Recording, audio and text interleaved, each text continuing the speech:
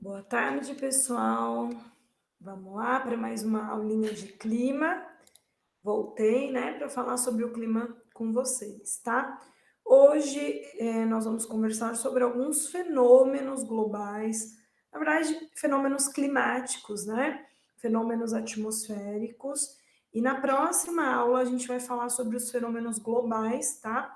Então, como eu estava dizendo na aula anterior, a gente divide o clima em elementos do clima, os fatores e os fenômenos. Hoje eu vou falar sobre alguns fenômenos, tá? Vamos trabalhar em escala para a gente não confundir os conceitos, tá? Então, eu vou compartilhar aqui a tela com vocês. Vou colocar a tela inteira para aparecer aqui os meus slides. Tá bom? Então, vamos falar um pouco sobre os fenômenos climáticos, né? São esses fenômenos que acontecem de tempos em tempos e alteram a umidade e alteram a temperatura, tá? Então, o que são os fenômenos climáticos? São eventos naturais ocorridos de tempos e tempos, e alguns podem sofrer a influência de atividades humanas. Então, não são todos, né, que sofrem a influência aí das atividades, tá? A escala de análise que a gente vai utilizar, isso é muito importante para não confundir causas e consequências dos fenômenos. Primeiro, a gente parte de uma escala geológica quando a gente fala de efeitos e fenômenos do planeta Terra. Então, quando o evento acontece no planeta inteiro, a gente precisa pensar na escala de tempo do planeta, que é a escala geológica. Milhões de anos, centenas de milhares de anos. Quando nós falamos de fenômenos regionais que atingem um continente ou alguns países, alguns estados, a gente usa essa escala de tempo de séculos, né? 100, 200, 300 anos, né? E fenômenos que acontecem apenas em um local, né? Em apenas uma cidade ou em um bairro de uma cidade, a gente vai usar essa escala de tempo que são de anos em anos, podem ter essa alternância, né? Podem ter esse efeito mais devastador. Então, não podemos analisar um efeito, um fenômeno local usando termos geológicos, e o contrário também não. Não dá para falar de eventos e fenômenos globais usando escala de tempo local, de um ano para o outro mudou o planeta. Não é assim que funciona. Tá? Então, essa questão da escala de análise é importante para a gente compreender e ao descrever, ao apontar causas e consequências, né, não nos confundirmos aí, tá? Deixa eu pegar aqui uma canetinha também, né, para eu escrever. Então, alguns exemplos de fenômenos climáticos, né? Furacão, tornado, né? Então, o furacão e o tornado, eu vou explicar a diferença, mas a principal, pensando em escala, é que o furacão é de escala regional, o tornado é de escala local. Um tornado vai destruir um bairro, o furacão vai passar por países, né? Então, a escala de análise diferencia o furacão e o tornado, principalmente, né? São fenômenos que acontecem todos os anos, né?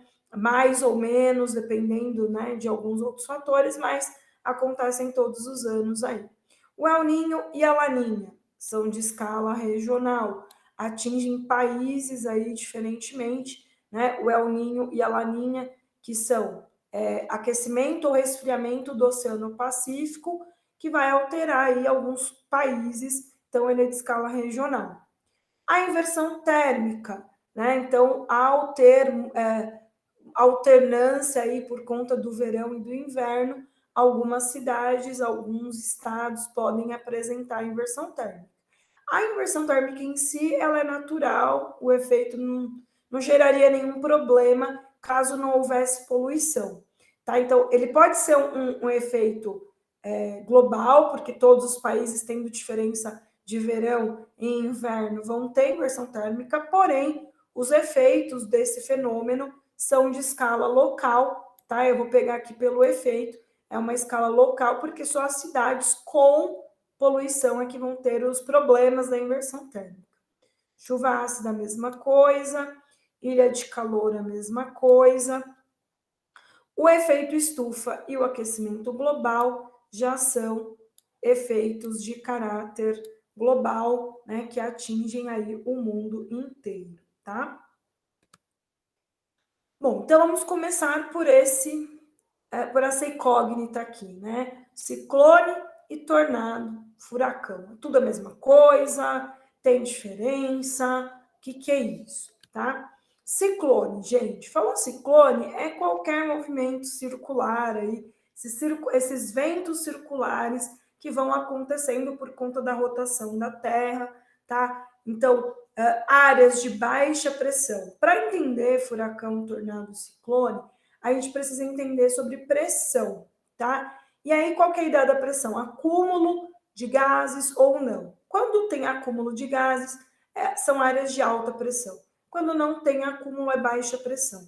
E os ventos, eles sempre correm da área de alta pressão para baixa pressão, porque a Terra tenta equilibrar, né, essa pressão. Então, eu tenho uma área com alta e outra área com baixa, os ventos vão empurrar aí os gases para essa área de baixa até ter um equilíbrio de pressão. Então, esses ventos, eles geralmente saem das áreas de alta para baixa pressão. Só que como a gente está trabalhando em terra, que é um ciclo, quando a baixa pressão vai recebendo muitos ventos, né, muita pressão, ela pode evoluir para um ciclone, para uma área de tempestade tropical ou um furacão, por exemplo, né? Então, quando a gente fala desses ventos, se vocês observarem, a alta pressão são essas áreas onde a gente tem descendência de ventos e eles se empurram para a área de baixa, porque, como eu disse, o vento é sempre da alta para baixa. Então, aqui a gente vai ter descendência de ventos, descida dos ventos, do vapor e tudo mais.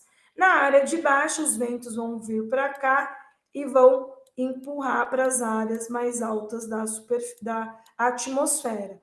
Então, nas áreas de baixa pressão, tem subida de ventos com todo o vapor, e aí são áreas de tempestade, são áreas que vão formar nuvens, tempestades e tudo mais. As áreas de alta pressão, que é onde tem essa descendência de ventos, são as áreas mais secas, onde geralmente a gente vai ter os desertos, áreas com pouca chuva, né? Porque são as áreas de descendência, de empurrar o vapor para as áreas de baixo, tá? Então, aqui, por exemplo, né, o barômetro aí, né, que vai calcular a pressão, enfim, a gente tem, por exemplo, 104, 108. Então, os ventos estão saindo aqui da alta para baixa, os ventos vão sair das áreas de alta para mais baixa. A área de baixa, a gente tem 99,2, 99,6.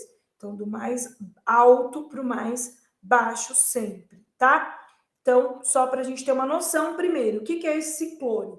Qualquer área que tem movimento circular dos ventos. Centro de baixa pressão, que se caracteriza aí por um movimento intenso de ar. Os ventos estão convergindo para essas áreas, né? E por ter esse movimento circular também do planeta, a gente vai ter esse movimento. Tendo água, tendo vapor de água, né, ou gelo, a gente vai ver o rastro, vai ver o movimento. Se não tem, isso está acontecendo e a gente nem está vendo, né? Então o vento está chocando com o outro, formando ciclone, a gente não vê, porque não tem nenhum rastro visível, não tem uma poeira, né? Os tais dos redemoinhos, né? Quem já viu? Está numa área descampada e vê aquele vento subindo em formato de circular, fala, nossa, é um furacão? Não, né? É um encontro ali de ventos numa área de baixa pressão subindo para a atmosfera. Como tem a poeira, eu consigo ver isso, tá? Nem sempre o vento ali tá forte nem nada disso.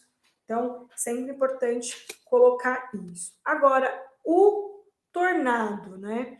O tornado, ele já vai ser um redemoinho de ventos de direção contrária, né? Vai ser umas áreas de baixa pressão também. A semelhança entre eles é que são todos áreas de baixa pressão, onde está tendo essa ascendência de ventos para a atmosfera. O tornado, ele pode se formar em áreas descampadas, em áreas sem mar, dentro do continente. Então, aqui no Brasil, a gente tem registros de tornados, né?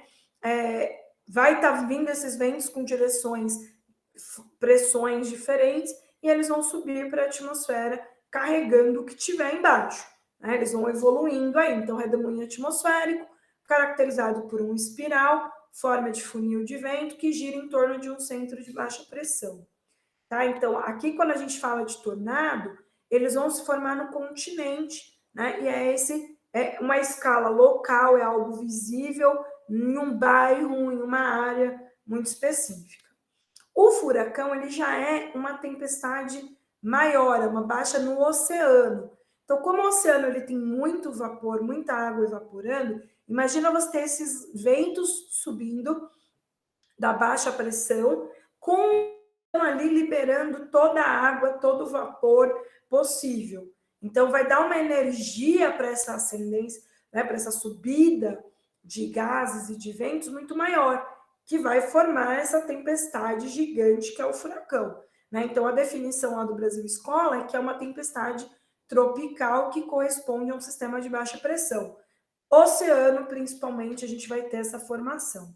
Pelas imagens que eu coloquei, é para vocês já terem uma ideia local e regional. Eu consigo ver um furacão não do solo, eu consigo ver um furacão por imagem de satélite, porque é gigante essa tempestade, né? Então, aqui eu coloquei algumas comparações. Por exemplo, o furacão tem diâmetro maior, ele é maior em tamanho, em extensão. O tornado já tem um diâmetro menor. O furacão ele pode levar dias para dissipar toda essa energia e desaparecer. 3, 4, 5 dias, e ele vai passando da formação dele até mais de um país, mais de um local. O tornado é minutos de duração, 1 a 5 minutos, e o efeito dele é local, em bairro, às vezes nem é na cidade inteira, tá?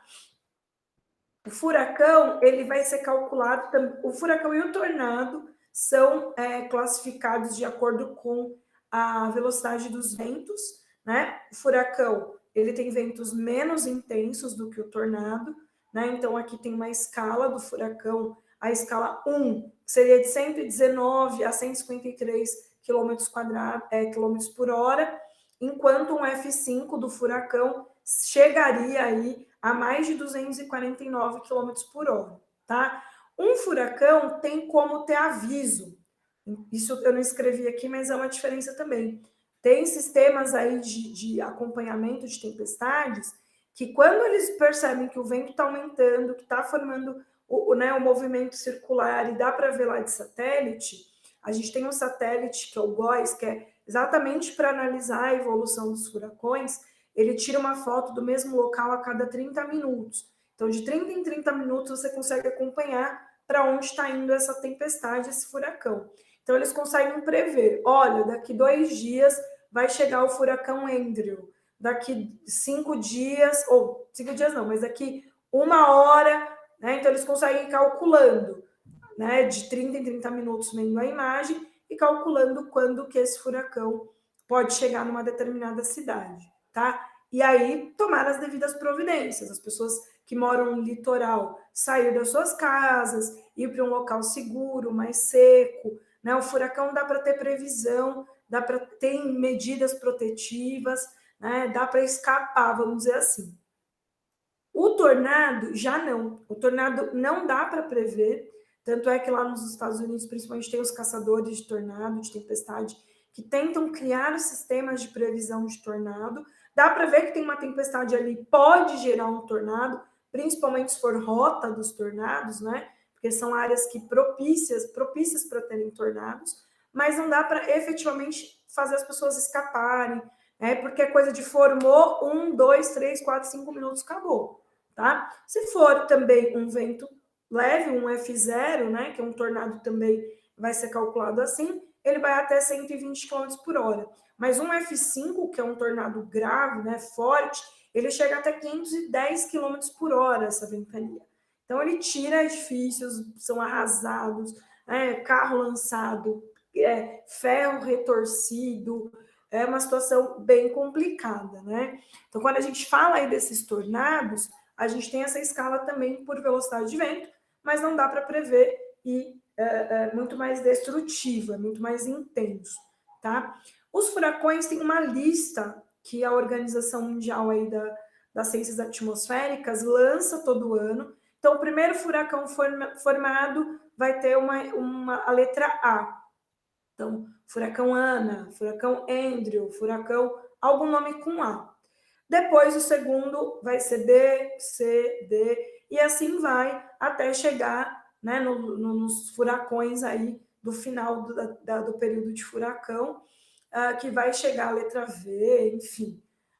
Não tivemos anos com mais de 21 tempestades que geraram furacões, tá? Porém, para esse ano, na verdade, acho que é o 7º ano seguido, que a gente tem mais tempestades, mais furacões do que o mais esperado, né? Então, assim, as organizações de ciências atmosféricas já têm um protocolo que, caso essa lista que eles mandam no começo do ano não seja suficiente, eles voltam à lista e dão outros nomes, né, seguindo a sequência alfabética, tá? Antes, eles faziam por nomes gregos, aí ficou muito complicado, muito confuso, alfabeto grego, né? Então, eles mudaram para o alfabeto americano normal, só que respeitando a ordem alfabética, né? Então, se foi um nome Ana, o próximo nome vai ser a letra A e, sei lá, P, né? Não vai continuar o alfabeto, tá? O tornado não recebe nomes especiais, só mesmo a que velocidade aquele tornado chegou, tá? Brasil, furacões quase não temos, porque esses furacões eles se formam principalmente na linha do Equador, porque é a área mais quente, do oceano mais quente, e vai formar os furacões ali, e pelo movimento oeste-leste, esses furacões são empurrados para o hemisfério norte, tá? Tornado, qualquer lugar pode ter, desde que tenha ventos de velocidade alta em áreas de baixa pressão, seja no continente, aqui já teve Santa Catarina, interior de São Paulo já teve tornado, a gente pode ter essas notícias, e quando acontece, é muito provável de cair no vestibular, no Enem e afins, tá?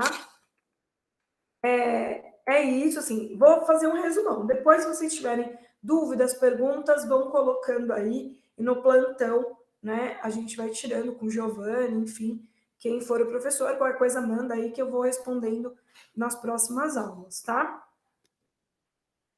El Ninho já é um outro fenômeno atmosférico, fenômeno climático, né, na verdade, que é o El Ninho. Por que ele é um fenômeno climático? Porque ele altera também a temperatura e a chuva de alguns lugares. O El Ninho, gente, isso aqui talvez está um pouco ruim para entender, mas isso aqui é América do Sul, tá? Essa parte cinzinha está mostrando os continentes, tá? Então, se vocês repararem aí, tá? Tem os continentes, aqui tá América, aqui tá África, Antártica, Austrália, aqui, Oceania, né? E a Ásia, tá? Então, seria mais ou menos aqui. E essas cores loucas que a gente está vendo no meio são as águas do oceano. Então, esse é um mapa que mede a temperatura do oceano. Aqui está em Fahrenheit, né, que é a medida dos Estados Unidos, mas só para a gente ter uma ideia do que está vermelho é mais quente, o que está em azul está mais frio. Resumindo, tá? O que acontece no El Ninho, gente? As águas do Oceano Pacífico, próximo à América, ficam mais aquecidas do que o normal, que é o que está aqui de cores mais fortes. Então, essas águas do oceano que naturalmente iriam resfriando aí no inverno, enfim, continuam aquecidas.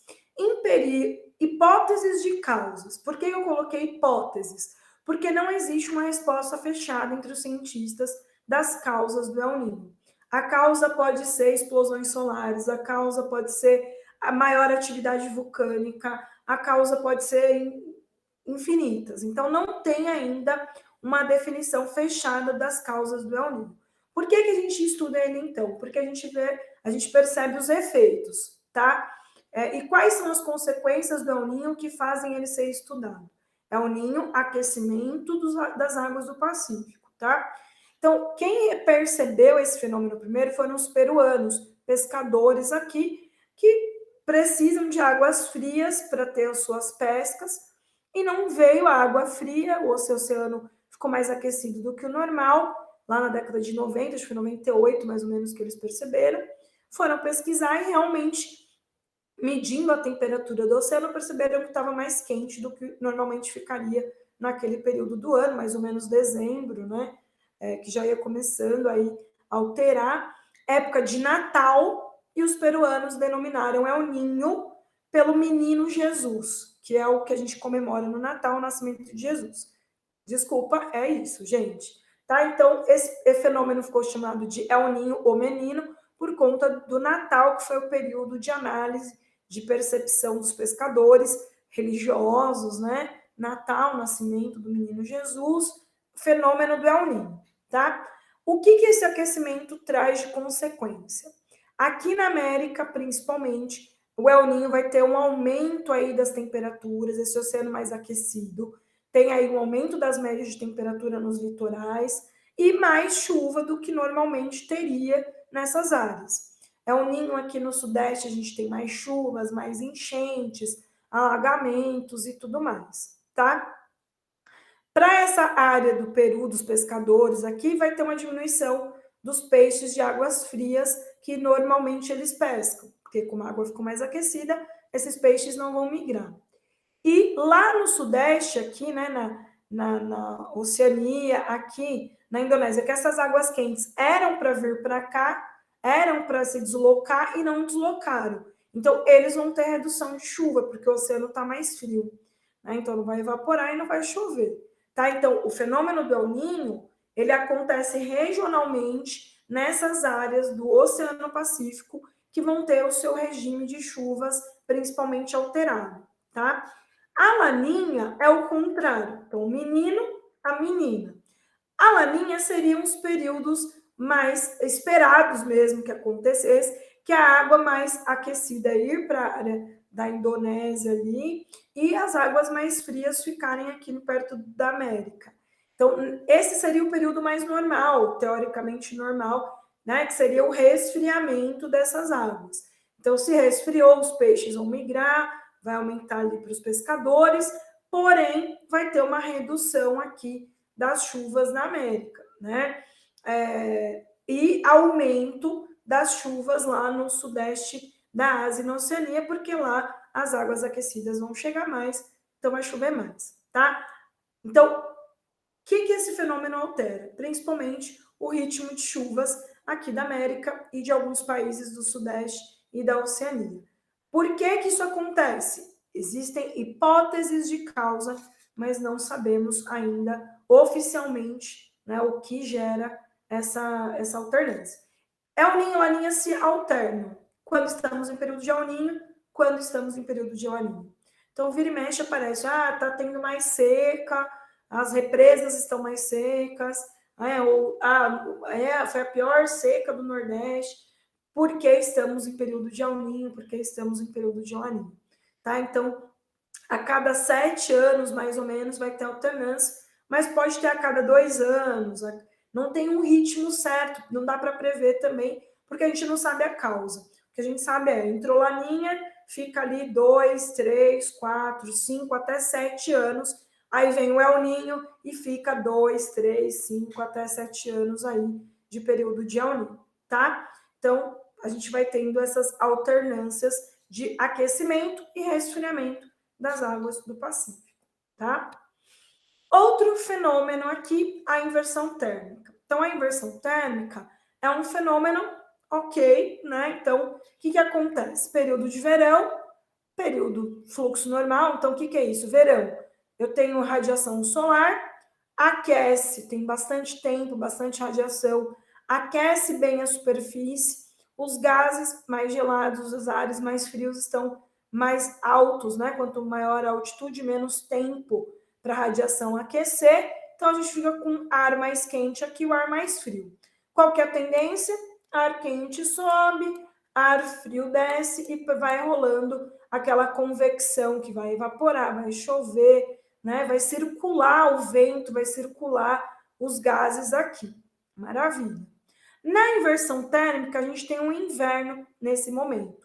O inverno tem pouca radiação, a gente emite pouca radiação. Acaba que a superfície vai ficar menos quente do que áreas maiores na atmosfera. Quando eu tenho ar quente acima do ar frio, ele funciona como uma tampa. E esse ar frio ele vai tentar fazer pequenas circulações próximas à superfície. Não vai ter uma grande circulação atmosférica. O que isso causa? Acúmulo dos gases aqui perto da superfície. Porque eu falei que isso pode gerar um efeito problemático. Se isso acontecer numa cidade pequena, no campo, a inversão térmica não é um problema, né? Ok, no inverno circula menos os gases, né? Fica mais seco, chove menos, ok. Mas quando a gente está numa grande cidade poluente, né? Quando a gente está numa área grande de carros emitindo CO2, de indústrias emitindo poluentes, a gente vai ter essa cara. Então, aqui está o ar frio preso perto da superfície e o ar quente tampando aqui. E todos os gases poluentes que estão sendo emitidos ficam presos próximo à superfície. Então, no inverno, a gente tem essa cara de inversão térmica visível na paisagem, porque os poluentes ficam mais presos próximos à cidade. Aqui eu peguei uma cidade de São Paulo, mas tem também a China, né, que tem também inversão térmica e tem lá essa névoa, a gente chama de smog, essa névoa de poluição que deixa o ar 10 vezes mais poluído do que o suportável. E aí as pessoas acabam ficando em casa, né, não tem janela, nada disso, é tudo como é que fala, ar-condicionado, com filtros de ar para que eles consigam ficar em casa sem ter problemas respiratórios nem nada disso. Às vezes a China dá um dia de folga, 2 dias de feriado nacional para que as indústrias produzam menos, as pessoas fiquem dentro de casa, não usem carros nem nada disso, para essa smog dar uma baixada e voltar a poder respirar, né? Então, quando a gente fala dessa inversão térmica problemática, como um fenômeno problemático, é quando ele gera smog, quando ele gera essas névoas ou essa prisão aqui dos gases próximos à superfície. Se não, bola para frente, né? Tá acontecendo o fenômeno, mas não é um problema. Desculpe. Tudo bem? Outro fenômeno climático aqui é a chuva ácida, que é também local, porque se eu tenho esses poluentes todos presos aqui perto da superfície, por exemplo, quando chover, esses poluentes vão vir para a superfície junto com a água da chuva. E vamos formar aqui a chuva ácida. Professora, é aquele ácido que vai caindo na nossa pele, soltando e caindo a pele, assim, não é tão ácido assim, tá, gente? Aqui, esses exercícios, inclusive, de chuva ácida, caem com principalmente naqueles exercícios interdisciplinares entre química e geografia. É comum ter exercícios com chuva ácida, porque eles também falam desse processo de formação do nitrogênio com dióxido de carbono, que junto com hidrogênio, com vapor de água, vai formar os ácidos sulfúrico, né? O ácido do nitrogênio aqui, enfim. Então, às vezes, isso cai até com química. É um assunto interdisciplinar aqui.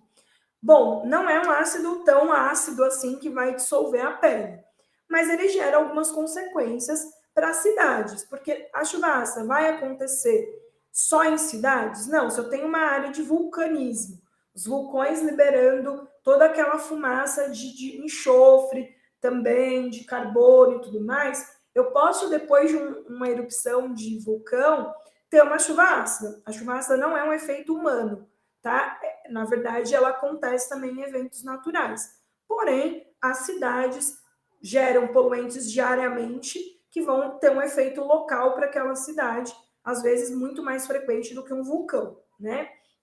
Então, a chuva ácida é esses poluentes, esses gases que estão na atmosfera em reação com a água e com nitrogênio, com hidrogênio, vão se transformar em ácidos e cair junto com a água da chuva aí no solo. Quando cai no solo, essa água mais ácida vai interferir no pH do solo, vai interferir no pH do solo, vai interferir nas plantas. Então, eu posso ter esse efeito das plantas perderem folhagem, morrerem mesmo, por ter esse pH alterado do solo, tá? As obras de artes podem começar a ter reação com esse calcário, com esse gesso e ir perdendo os formatos. Então, aquelas obras de arte, museus expostas na chuvasca, podem ir mudando o formato e perdendo, perfurando, como é esse caso.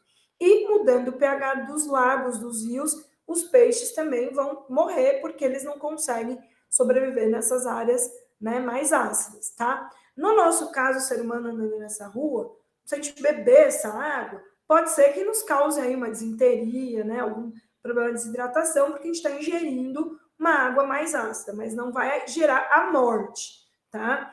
Aí se eu comer esse alimento, né, se essa planta vai morrer, não dá nem para comer, tá? Então, assim, não gera uma morte, pode gerar algum problema. O que vai gerar de efeito na cidade é isso. As plantas, áreas de plantações com chuvasca vão morrer, as obras de arte podem perder o formato e, claro, a pesca é muito mais alterada, tá? Então, quando a gente fala dessa chuvasca, a gente está falando desse efeito. E as ilhas de calor, que a gente também tem como efeito aí local, né? Porque as cidades que alteraram muito a natureza, seu ambiente ali, né? Tem essa interferência humana para ter ilha de calor, né? Vai ter ali um efeito de aquecimento. Então, o que é isso? Uma zona rural, que a gente tem plantas, solo, rios, áreas permeáveis, né?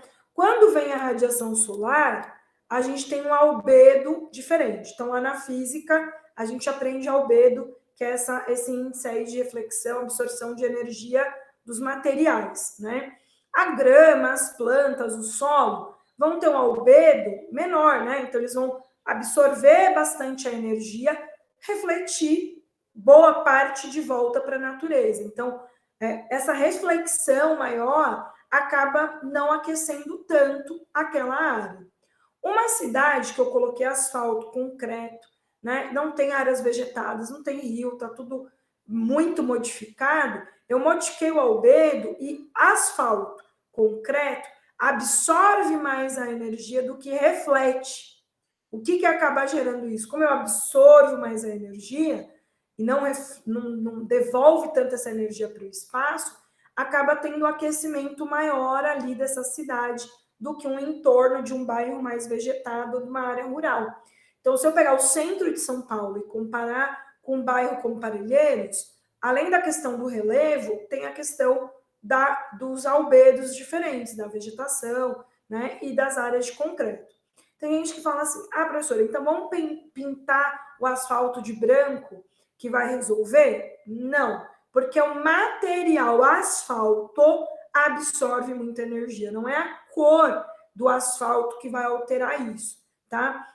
Agora, o material, vamos mudar o material do asfalto, não vamos fazer de petróleo, vamos fazer um asfalto ecológico, com o resto sei lá, tem asfaltos ecológicos com isopor, não, isopor é péssimo também, com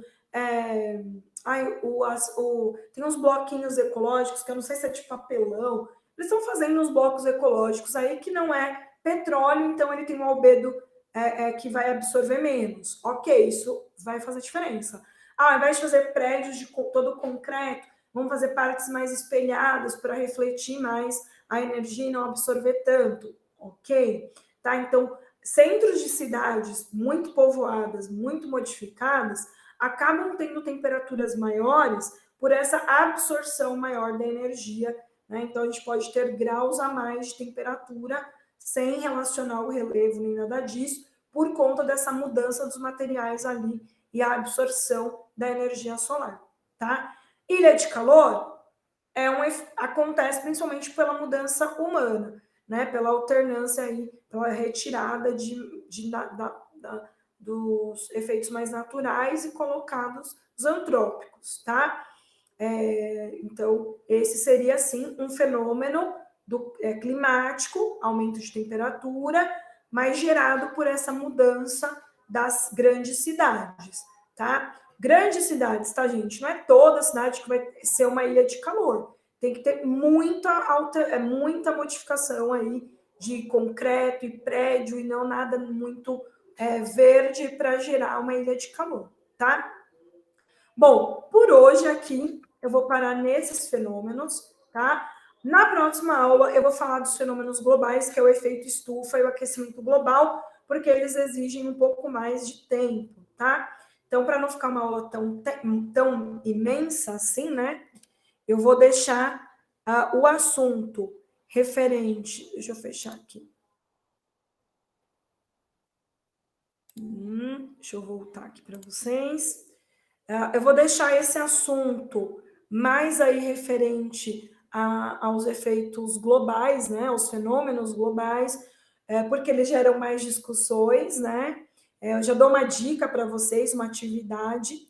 Eu quero que vocês pesquisem para a próxima aula duas correntes científicas diferentes, que pensam diferente, né? Que usam fatos e formas de fazer ciência diferentes também, em referência ao aquecimento global, que são os céticos e que são os ambientalistas. Tá? Então, você vai pesquisar lá.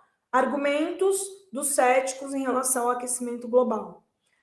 Argumento dos ambientalistas em relação ao aquecimento global. E vai anotar, faz um quadrinho aí na sua anotação, no seu caderno, divide, céticos, tá. Ambientalistas, tá. E aí a gente vai falar um pouco também sobre isso. A ciência tem aí uma discordância, vamos dizer, mas isso é normal, né? Desde que bases científicas são usadas, normal. Claro que a gente tem políticos como Trump, né? Que vão usar de artimanhas políticas para se eximir de mudanças nas suas políticas, né? Isso é óbvio. A ciência, nenhum cientista vai apoiar isso, independente das suas posições em referência ao aquecimento global, porque os fenômenos, como a gente viu, têm efeitos, né? Então eu posso não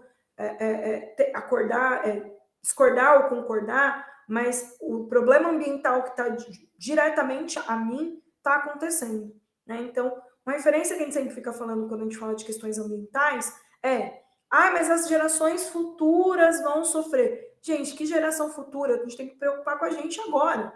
A gente ainda tem aí vida pela frente, né? Então, eu ter aqui um rio poluído, né, uma chuva ácida acontecendo, eu ter aqui um desmatamento que altera o microclima, isso vai afetar minha vida agora. Eu não preciso esperar 100 anos, 20 anos, 50 anos para falar que o problema. Não, a gente já está vivendo o problema ambiental agora. Talvez não pelo aquecimento global, talvez sim pelo aquecimento global, mas a ação é já, porque a gente está sofrendo os efeitos ambientais agora, né? Mas é isso. Tudo bem, gente? Obrigada pelo momento de reflexão. Qualquer dúvida, estamos aí, tá? Beijinho. Até a próxima.